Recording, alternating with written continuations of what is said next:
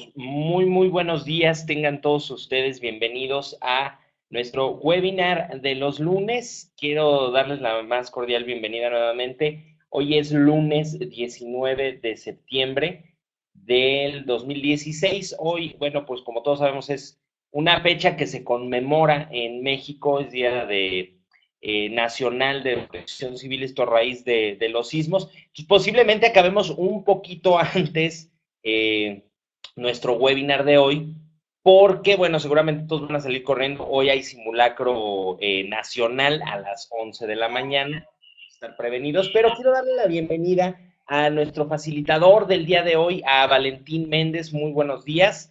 Él nos va a traer el tema entrenamiento en mindfulness para profesionales de la salud, o es introducción al mindfulness. Pues te dejo, Valentín, muy buenos días. Muy bien, pues saludos a todos amigos, saludos, qué gusto estar aquí, gracias Fer por la invitación. Y bueno, pues quisiera básicamente comentarles que lo que haremos a continuación es presentar de manera muy breve algunos principios vinculados con mindfulness o con la práctica de atención plena. Y quisiera esto de la atención plena en el estrés, en el contexto de estrés que tenemos actualmente. Y bueno, pues hay algunas cosas que quisiera compartirles. Primero, quisiera comentarles que actualmente ya existen diferentes protocolos de formación en mindfulness y estrategias para disminuir el estrés que están, digamos, estructuradas en procesos basados en evidencia científica. Y bueno, aquí les comparto que en centros como se llama Mindfulness Based Professional Training Institute en la Universidad de California de San Diego, ahí hay, bueno, pues formaciones para que las personas puedan aplicar mindfulness con otros. Ya hay entrenamientos también basados en el modelo de mindfulness, pero para el cultivo de la prosocialidad o lo que se está llamando el cultivo de la compasión. Entonces, bueno, quisiera comentarles una definición de estrés que a mí me gusta mucho, para empezar hablando del estrés y luego cómo mindfulness se vincula con esto. Perdón. Y bueno, el estrés, me encanta definirlo como lo hace Richard Lazarus, es el resultado de la relación entre un sujeto y un entorno que evalúa como una amenaza, la cual desborda sus recursos y pone en peligro su bienestar. Esta definición me gusta mucho porque a veces pensamos que el estrés está en los eventos y que el evento en sí mismo es estresante. Sin embargo, parece que hay una relación muy importante entre la manera en que el sujeto evalúa la situación y el estrés que provoca determinada situación. Entonces, bueno, esta definición de Richard Lazarus a mí me gusta mucho y les invito a que ustedes también piensen por un momento si ha habido ocasiones en que ciertos eventos de su vida no resultan estresantes y luego eventos muy parecidos sí lo son. Y esto tiene que ver con que nosotros estamos constantemente cambiando tanto nuestro estado interno como nuestras evaluaciones y entonces los eventos, personas, etcétera, resultan estresantes en función de nuestra evaluación. Entonces es una premisa importante porque de repente pensamos que para disminuir nuestro estrés necesitamos cambiar radicalmente de contexto, necesitamos salirnos de donde estamos, tenemos estas fantasías de si yo tuviera vacaciones larguísimas, entonces el estrés se me iría, o las fantasías de voy a ir a un lugar muy tranquilo en las montañas para estar completamente libre de estrés. Y algo que es un hecho es que independientemente del lugar donde te encuentres y las condiciones en las que vivas, si tienes evaluaciones del contexto donde tú ves lo que ocurre como una amenaza, seguirás experimentando estrés. Así que pareciera que es muy constructivo trabajar más bien en vincularte con los fenómenos en lugar de tratar de cambiar fenómenos en sí mismo.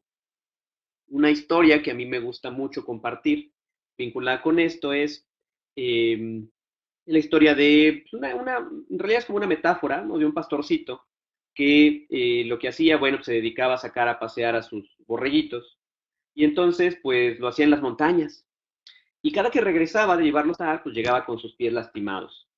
Y este pastorcito tuvo una primera idea muy interesante. Él dijo, ¿qué tal Si a la siguiente vez que se muera uno de mis hijitos, lo que voy a hacer es cortarle la piel, ¿no? Y ponerme una alfombrita a la salida de mi tienda, y entonces voy a poder caminar unos metros, un par de metros,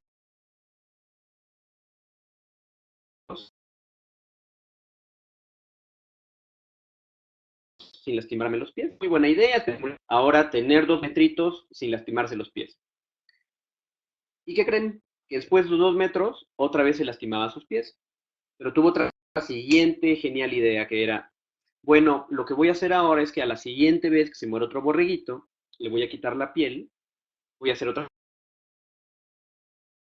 alfombrita y voy a tener otros cuantos metros, la del pastorcito, ¿no? ¿Por qué no mejor se hizo unos zapatos? Y en efecto, ¿no? Esto nos parece un poquito absurdo, eh, como tratar de cambiar el mundo con zapatos. Entonces, una manera que me gusta también, digamos, describir o hacer una metáfora de la práctica de mindfulness es más bien trabajar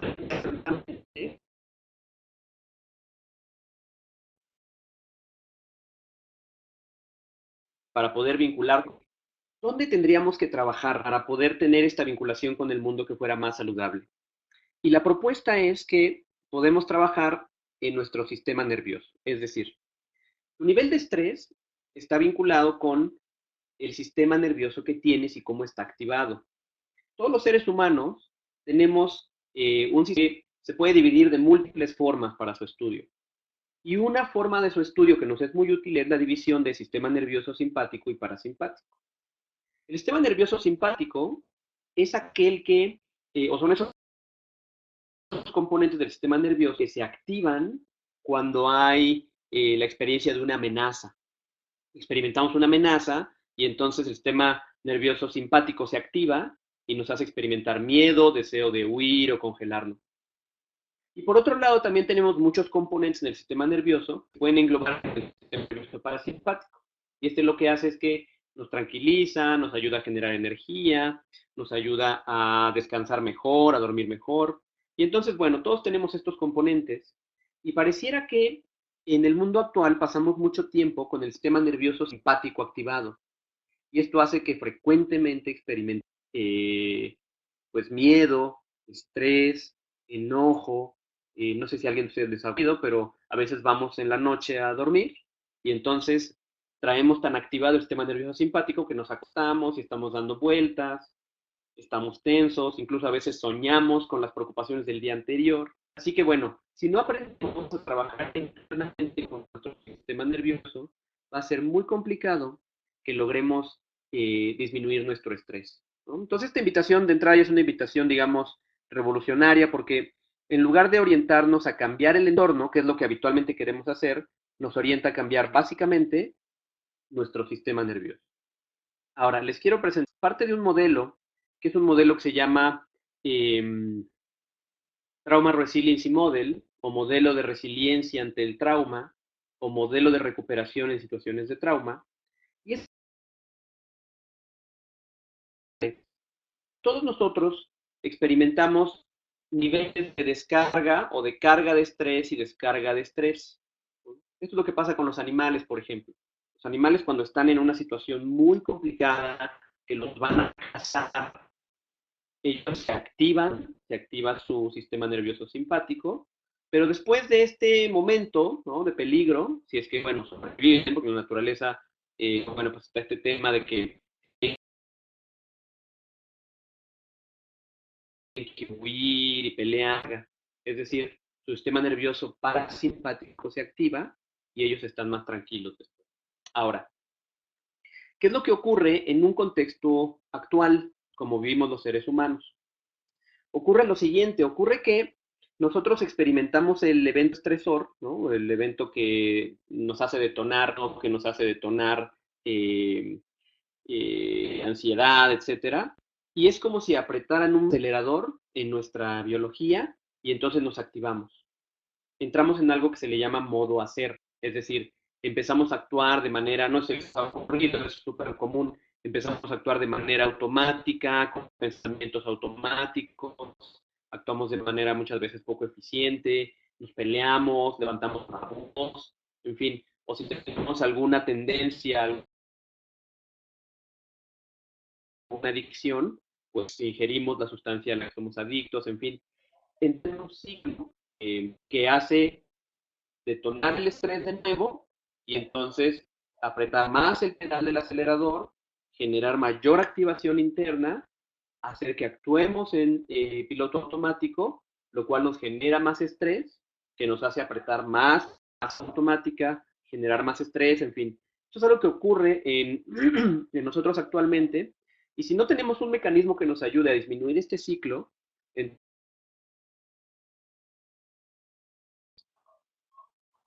ahora, ¿qué es lo que propone la práctica de mindfulness? Bueno, antes de entrar a eso, les quiero dar unas cifras generales que me parecen muy interesantes. Parece que en México, que en nuestro país, es el país con mayor nivel de estrés, de acuerdo a la Organización Mundial de la Salud. Parece que el 40% de los trabajadores mexicanos experimentan estos efectos del estrés, lo cual equivale a 18.4 millones de habitantes, lo cual es muchísimo. Yo vivo en Puebla tiene su casa, y aquí, bueno, somos 5 millones. Imagínense 3 veces esta ciudad de personas que están viviendo con niveles elevados de estrés. Entonces, bueno, esto es algo preocupante.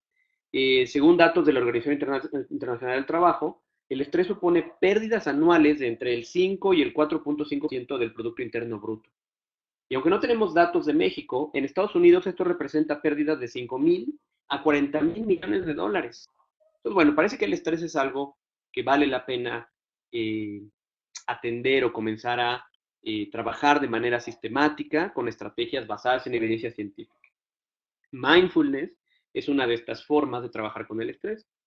Y antes de que hagamos una pequeña práctica, lo que les puedo comentar de estas estrategias de mindfulness es que su primer diseño científico, digamos, su primer diseño en un protocolo específico basado en ciencia, surgió en la Universidad de Massachusetts, en la Facultad de Medicina, y mindfulness fue usado en su principio para trabajar con enfermos que tenían estrés muy elevado o que tenían dolor crónico, situaciones de dolor que ya otros medicamentos no podían atender. Entonces, esto a mí me parece muy relevante porque las prácticas de mindfulness, cuando son traídas de Oriente a Occidente, ingresan en un contexto de mucho dolor y de mucho sufrimiento. Así que bueno, si estas estrategias pueden hacer algo con enfermos crónicos, es muy probable que puedan hacer algo también por nosotros. El primer programa protocolizado o diseñado con evidencia científica fue denominado Mindfulness Based Stress Reduction, y eso significa reducción del estrés basado en mindfulness o atención plena.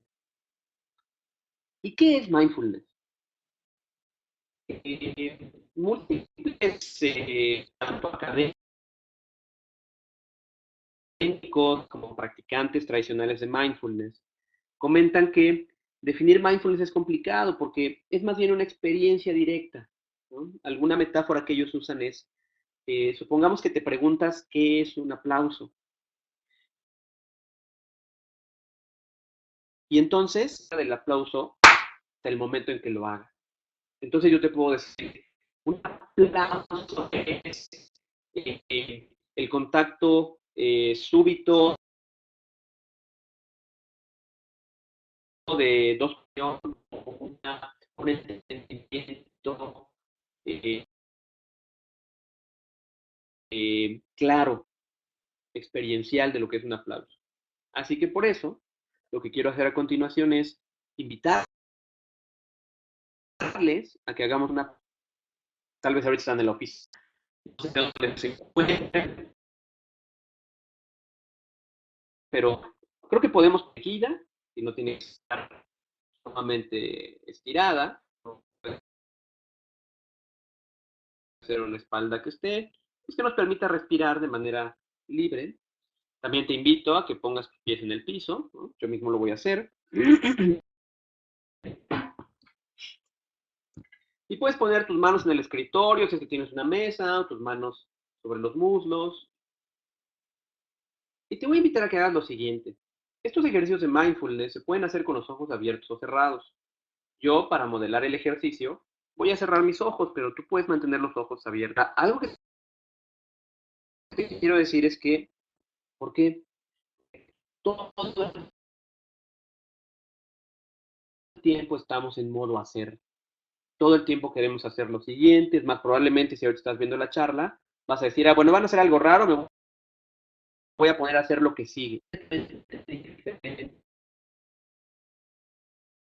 Que es dejar de hacer por unos 3 o 4 minutos y simplemente ser lo que estás siendo en este momento, manteniéndote consciente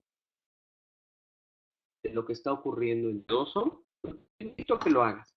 Entonces, ¿qué vamos a hacer? Simplemente vamos a cerrar los ojos si te sientes cómodo o cómoda con ello, y si no, puedes mantener tus ojos abiertos. Y te voy a pedir que no pongas a tu mente. Lo único que te voy a pedir es que te hagas consciente de las partes de tu cuerpo que te voy a ir sugiriendo. Por ejemplo, hazte consciente, por favor.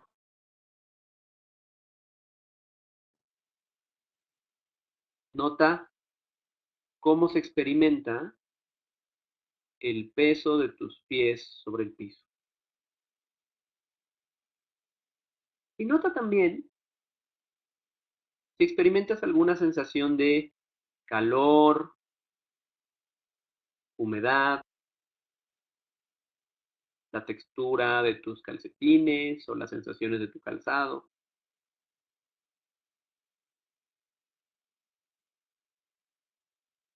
Te invito también a que notes las sensaciones en las pantorrillas.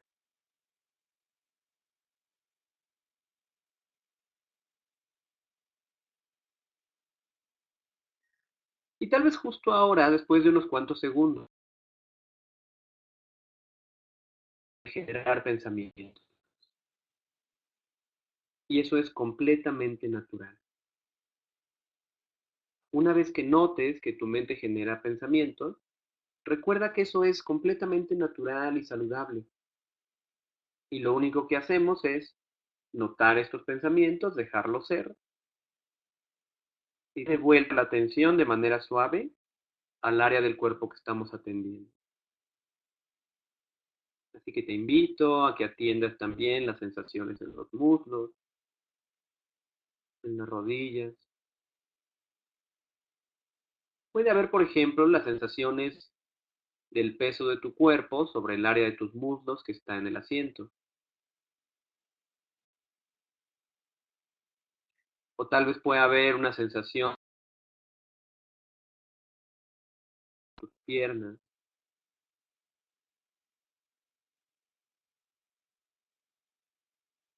Este ejercicio no es para poner a la mente en blanco, tampoco es para que te concentres por la fuerza.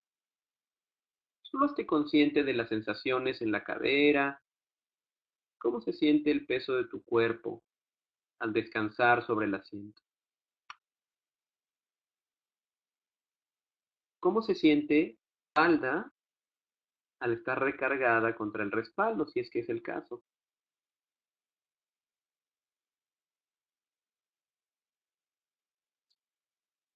Nota también las sensaciones en el abdomen, con cada inhalación y exhalación. No es necesario que cambies tu respiración tampoco. Esta práctica es muy simple. Solo notamos lo que está presente, tal como te va ocurriendo.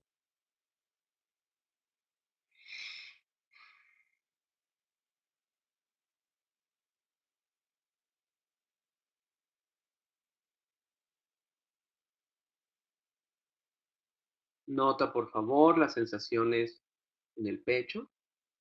Una sensación también está perfectamente bien. Lo único que estamos haciendo es hacernos conscientes de lo que está ocurriendo, justo en el momento que ocurre, con una actitud de curiosidad, cómo se siente la respiración, por ejemplo, cómo se siente la textura de mi ropa. Y donde sientes que hay tensión, solo nota la tensión. Este tampoco es un ejercicio de relajación. Si te relajas, está perfecto. Si no te relajas,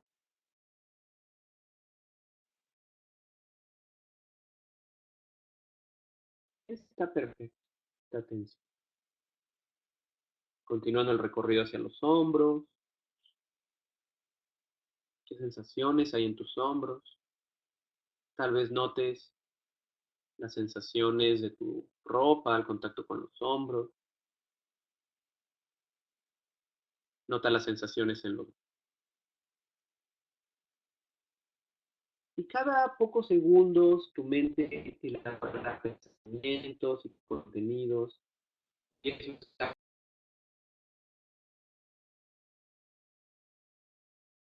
completamente bien. Trae de vuelta tu atención de manera gentil a las sensaciones corporales.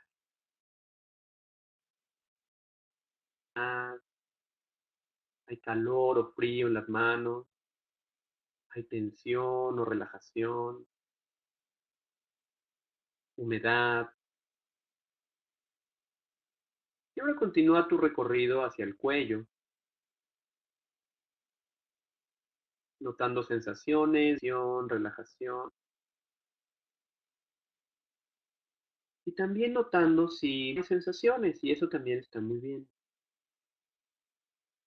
Continuando hacia arriba por tu rostro.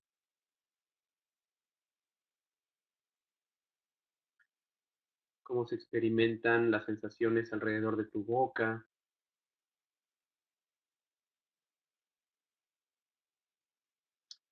Cómo se experimentan las sensaciones en los pómulos,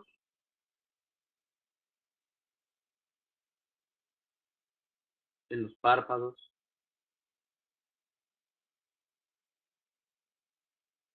en la frente.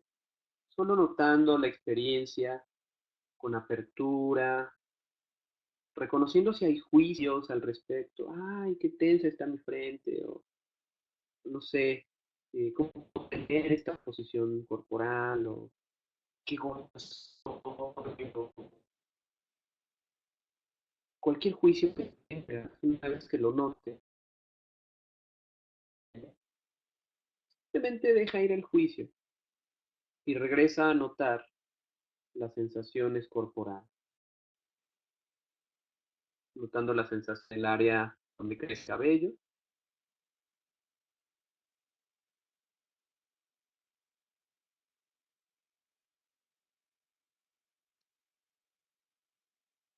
terminando este recorrido, atendiendo a todo el cuerpo, notando las... Y reconoce qué es lo que hay. No es un ejercicio para relajarte, aunque tal vez hubo relajación. No es un ejercicio para poner a la mente en blanco y tampoco es para concentrarte. Simplemente nota lo que ocurre. Harías que tuviéramos un mecanismo de feedback que pusieras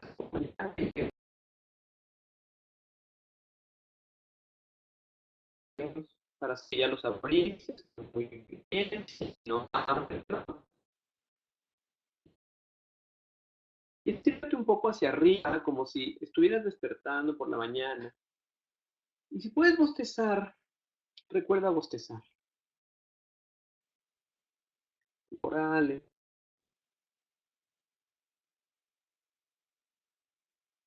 Muy bien. Y ahora sí, quiero comentar un poquito más que esto, la práctica de mindfulness, todo en relación con el estrés. ¿Se acuerdan del modelo anterior? En el modelo anterior teníamos el estrés y luego lo que ocurría con el estrés es que apretábamos el pedal de...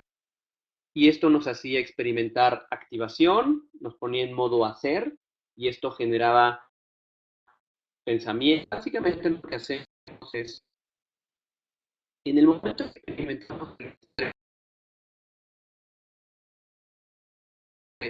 tener una segunda alternativa, que es apretar el pedal del freno. ¿Y cómo se aprieta el pedal del freno? Básicamente lo que necesitamos hacer es hacernos conscientes de las experiencias que están presentes en nuestro. Cuando tenemos estrés y entonces nos activamos, lo que ocurre es que surge una serie de contenidos mentales. Lo que hacemos con la práctica de atención plena es, en lugar de ser arrastrados por los pensamientos, reconocerlos y regresar a notar las sensaciones corporales. Esto nos pone en un modo que aquí se llama modo ser, que es, en lugar de estar corriendo y elaborando y pensando, es estar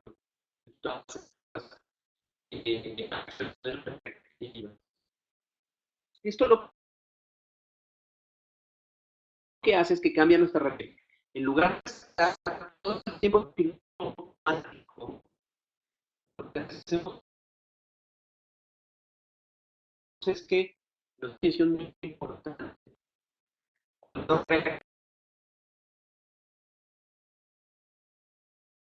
Alka-Seltzer, por ejemplo. Cuando tú agarras el Alka-Seltzer y lo pones en un vaso de agua, entonces el Alka-Seltzer reacciona.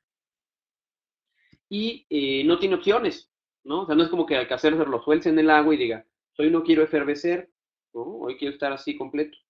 El Alka-Seltzer tú lo pones en el agua e invariablemente reacciona. Sin embargo, tenemos la opción como seres humanos de responder, que es básicamente elegir qué hacer en la presencia de esta experiencia. Mindfulness, lo que hacemos es ser conscientes del estrés, hacernos conscientes de lo que está ocurriendo y elegir cómo responder en la situación que estamos viviendo. En lugar de solo ser arrastrados por la preocupación y pensar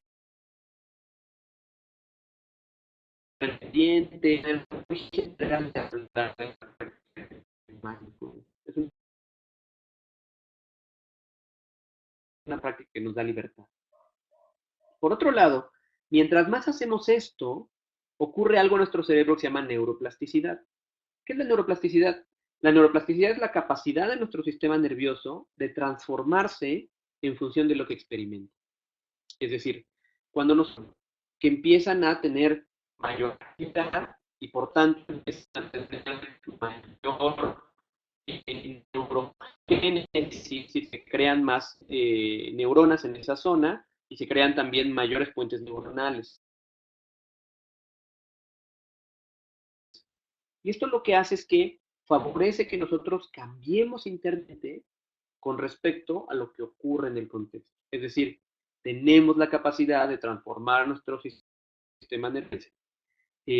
Una definición de neuroplasticidad de Richard Davidson es la capacidad de tu cerebro de cambiar respuesta a la realidad o los primeros hallazgos ocurrieron en taxistas de Reino Unido, quienes tienen que prepararse durante la carga. De manera que cuando ellos estudiaban estos mapas y estas rutas, estaban ejercitando su cerebro y los que se hicieron fue efecto los taxistas de Londres tenían el área de la memoria visual más activa esa zona que las personas promedio. Es decir, la práctica cotidiana constante del cerebro. Y una no importa y no distingue qué te conviene o no. De manera que si tú eres una persona que se estresa y se estresa y se estresa, vamos a estar generando mayor activación en zonas del cerebro como la amígdala, que está vinculada con nuestra tendencia a estar alerta por amenazas. Entonces, si te estresas mucho, cada vez vas a estar más alerta y va a ser más fácil con los alternos para cultivar un cerebro más saludable. Nuestro cerebro y estos cambios ocurren en función de la experiencia. De alguna manera se podría decir entonces que las prácticas de mindfulness son neuroplasticidad autodirigida, es decir, es cambiar a tu cerebro de manera voluntaria en función de lo que tú crees que te conviene más. Entonces, bueno, la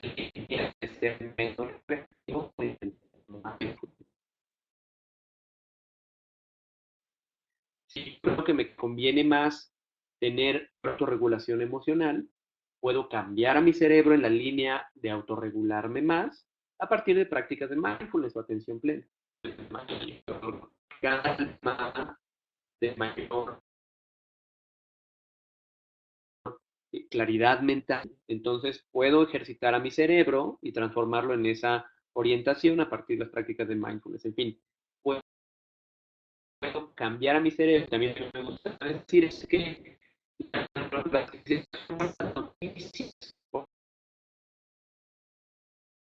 porque podemos cambiar el cerebro, se requiere entrenamiento.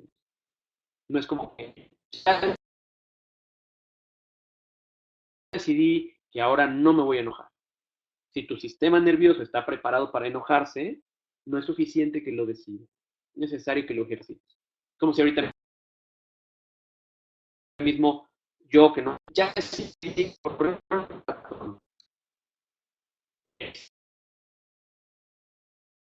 esa decisión, no es suficiente correrlo, necesito entrenarme.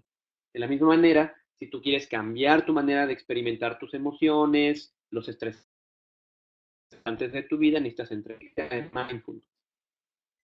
Hay una zona del cerebro que se llama ínsula. La ínsula es una zona en nuestro cerebro que está asociada a nuestra conciencia corporal. Cuando se sienten las pantorrillas, los muslos,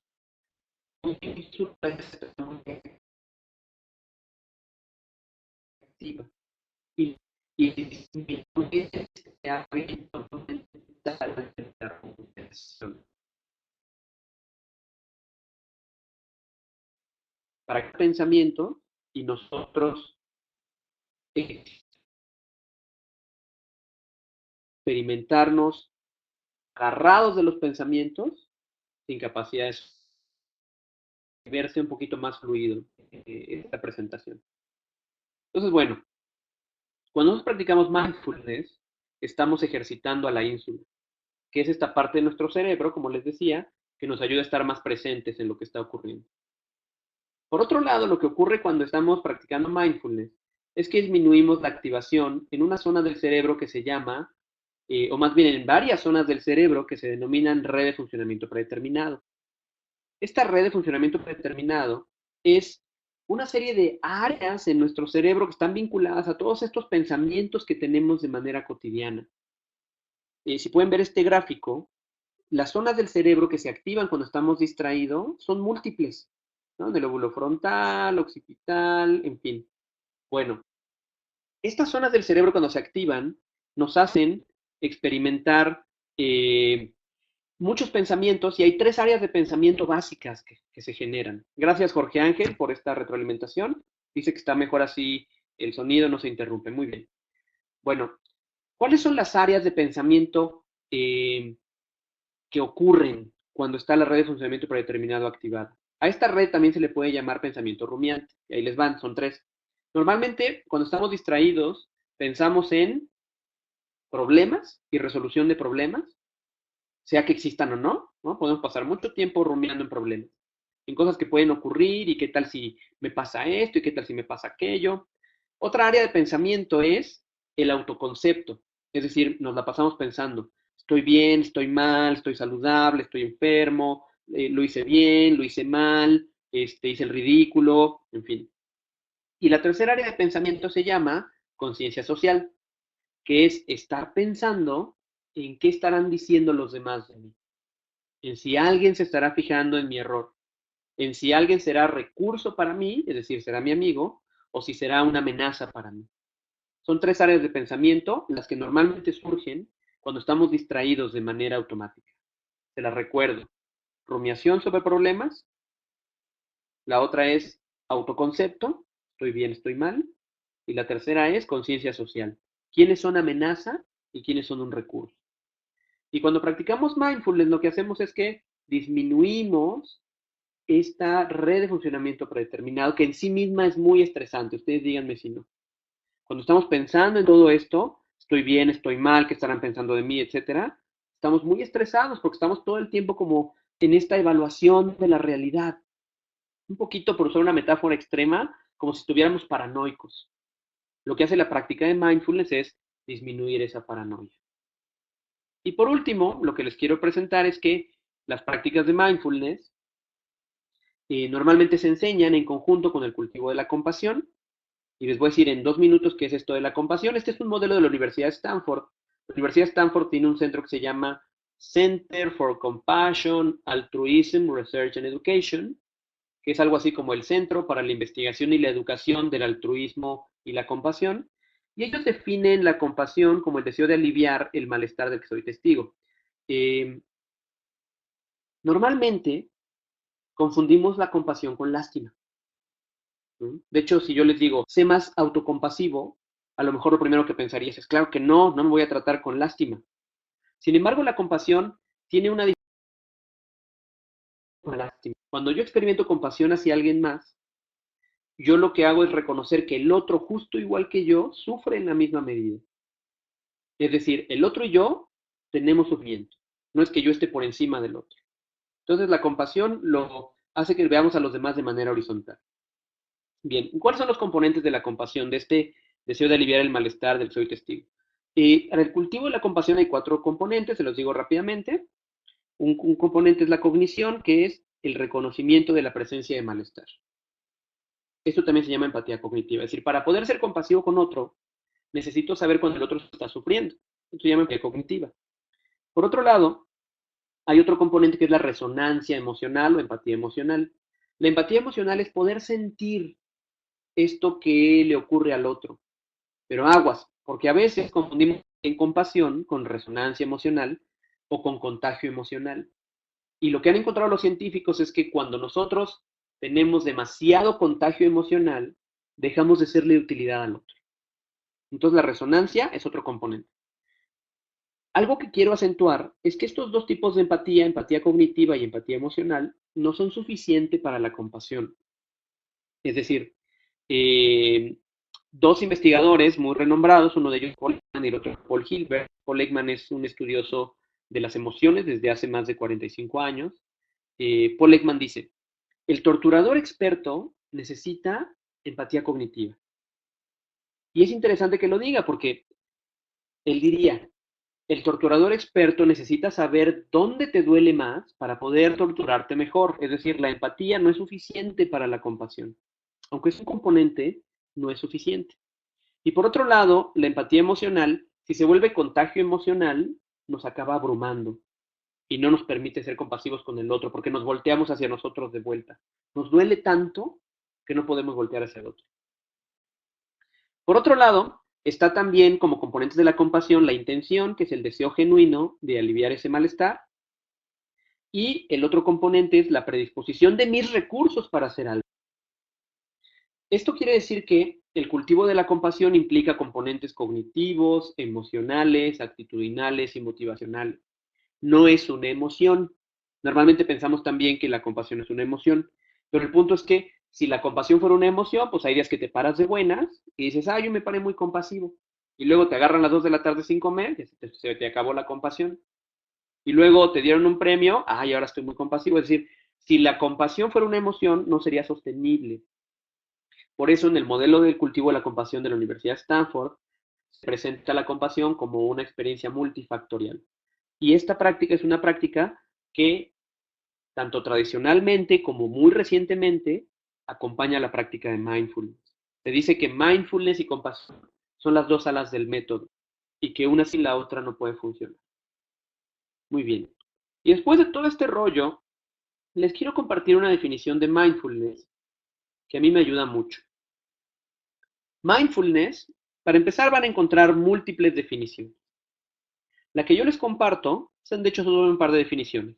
Una de ellas es, de manera tradicional, porque estas prácticas se comenzaron a realizar hace varios miles de años, Mindfulness provenía de la palabra sati, que literalmente una de sus acepciones puede ser memoria. Y en ese contexto tradicional, mindfulness se usaba en conjunto con la palabra sampayaña, que significa introspección, es decir, la capacidad metacognitiva de notar lo que ocurre en la mente, en tus acciones y en tu habla, mientras lo estás haciendo. Es decir, de alguna manera, mindfulness es el cultivo de esta capacidad del ser humano de saber qué está pensando mientras lo piensa. Si ustedes recuerdan, nuestra especie humana tiene como denominación taxonómica en la biología Homo sapiens sapiens. Eso significa que somos un tipo de homínido que puede pensar y ser consciente de lo que piensa. Lo que hacemos con la práctica de mindfulness es ejercitar esa habilidad, porque aunque así sea nuestra descripción o nuestro nombre en la biología, no forzosamente tenemos siempre activa esa capacidad de notar qué es lo que estamos pensando. Si notáramos qué es lo que estamos pensando, podríamos elegir qué pensar y no entraríamos en depresión o ansiedad. Pero normalmente los pensamientos nos atrapan, por eso mindfulness nos ayuda a ser conscientes de lo que estamos pensando. Ahora, mindfulness de manera tradicional incorpora la cualidad del discernimiento. Es decir, como podemos notar qué estamos pensando, diciendo y haciendo, podemos discernir si esta actividad es constructiva o no, si esta palabra que estoy diciendo es constructiva o no, etcétera. Y la otra definición que les quiero presentar es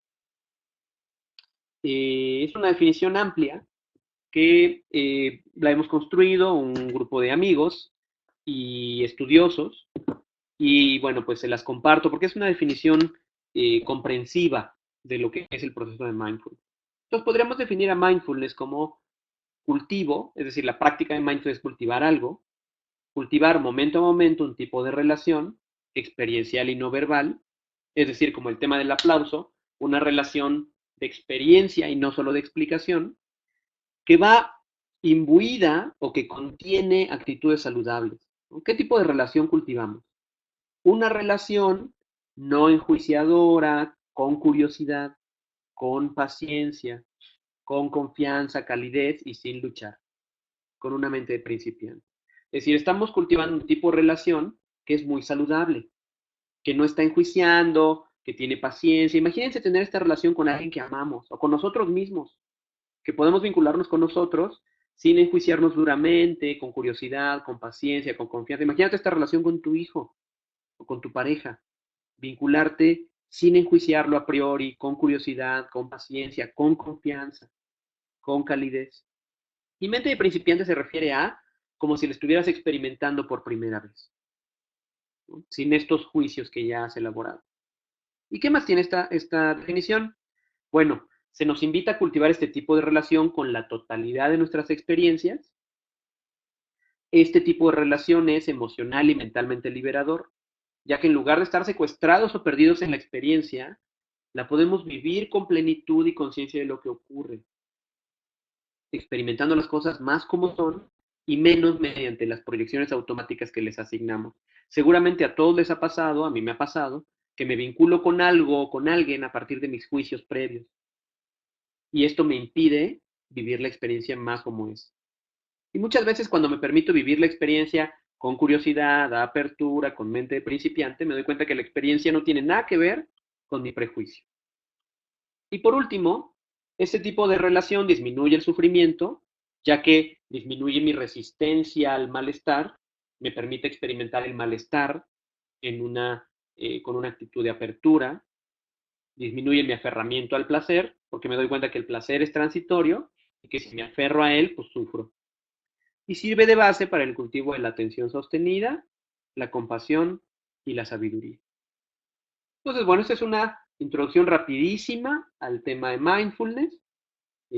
Han transcurrido ya 45 minutos de esta presentación. Y bueno, pues, si hay preguntas, quisiera establecer contacto otra vez con Fer, en fin.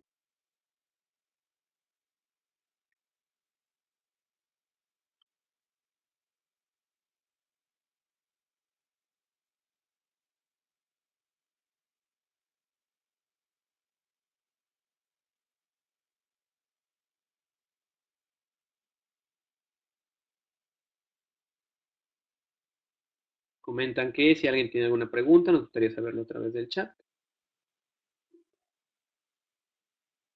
Bueno, si alguien tiene alguna pregunta, nos gustaría mucho que pudieran hacerla a través del chat. Dice el doctor Jorge Ángel Díaz, ¿cómo te das cuenta tú mismo de que estás haciendo lo que sugieres? Te perdí, mi Fer. Entonces, dice el doctor, ¿cómo te das cuenta? Sí, ahí te perdí.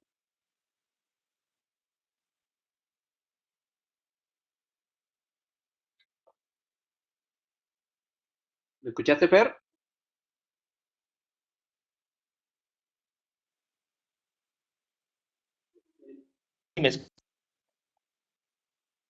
¿Cómo te das cuenta tú mismo de que estás haciendo lo que sugieres? Ok, ya me llegó el mensaje.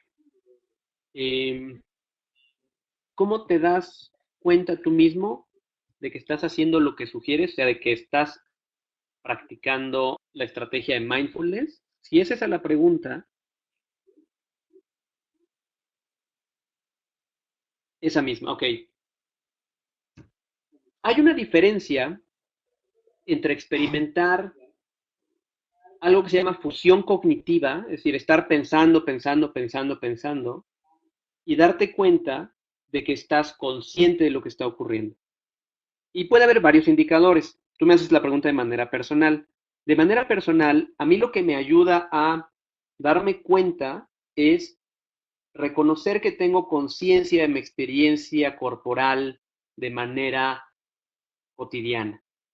Es decir, cuando yo me doy cuenta que estoy experimentando, por ejemplo, en este momento calor, que tengo un poquito de sudor en el área del bigote, me doy cuenta que el peso de mi cuerpo está en la silla.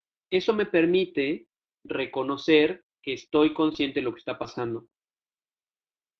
Por otro lado, cuando yo estoy completamente perdido en el pensamiento, ¿no? Elaborando pensamiento de manera automática, entonces no tengo una pista de lo que está ocurriendo acá.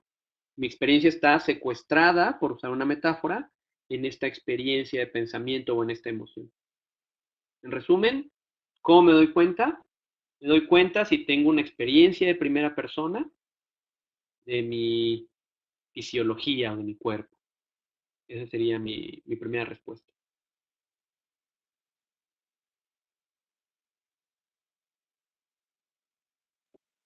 Muy bien, bueno, pues creo que ya quedó respondida esa pregunta. Si alguien más tiene alguna duda, nos gustaría mucho saberla a través del chat o bien que nos pidieran el acceso también a través de Viva Voz, solicitando el acceso a través de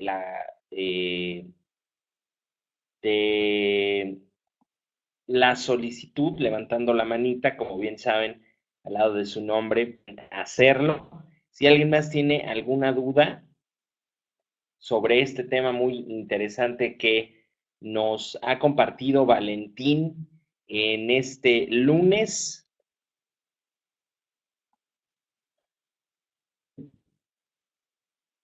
a ver si hay alguna otra preguntita.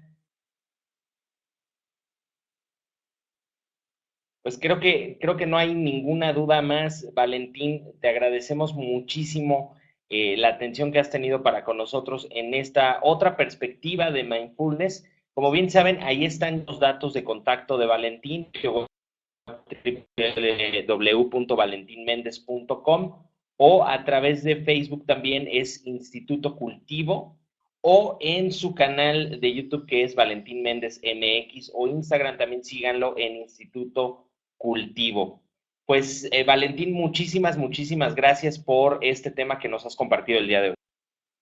Muchas gracias, Fer. Pues les mando un abrazo. Gracias a Jorge Ángel Díaz por estar presente. Veo que Marco Antonio Mesa está escribiendo algo. Por ahí está escribiendo algo. Vamos a ver qué nos quiere compartir.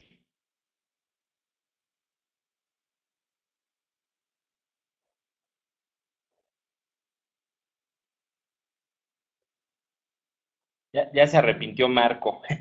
Pues nuevamente, Valentín, muchísimas gracias por este tema y a toda la gente que nos ha seguido el día de hoy, como cada lunes. Ya estamos a poquito de iniciar, seguramente en sus centros de trabajo o los que viven aquí en la Ciudad de México. Dice, gracias Valentín, muy importante estar consciente de nuestras emociones en empatía con nuestro lenguaje corporal, nos comenta Marco Antonio Mesa. Gracias, Marco Antonio, por tu comentario.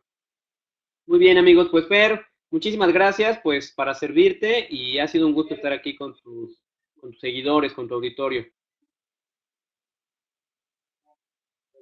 Así es, muchísimas gracias. Bueno, pues les deseamos un excelente inicio de semana. Mi nombre es Fer Cañas y a nombre de Kidam Global, dice Jorge, dice el doctor Díaz, al simulacro del temblor, sí, pues vamos a prepararnos ya porque es importante también estar preparados, sobre todo en estas cuestiones de los sismos, incluso también para incendios, etcétera.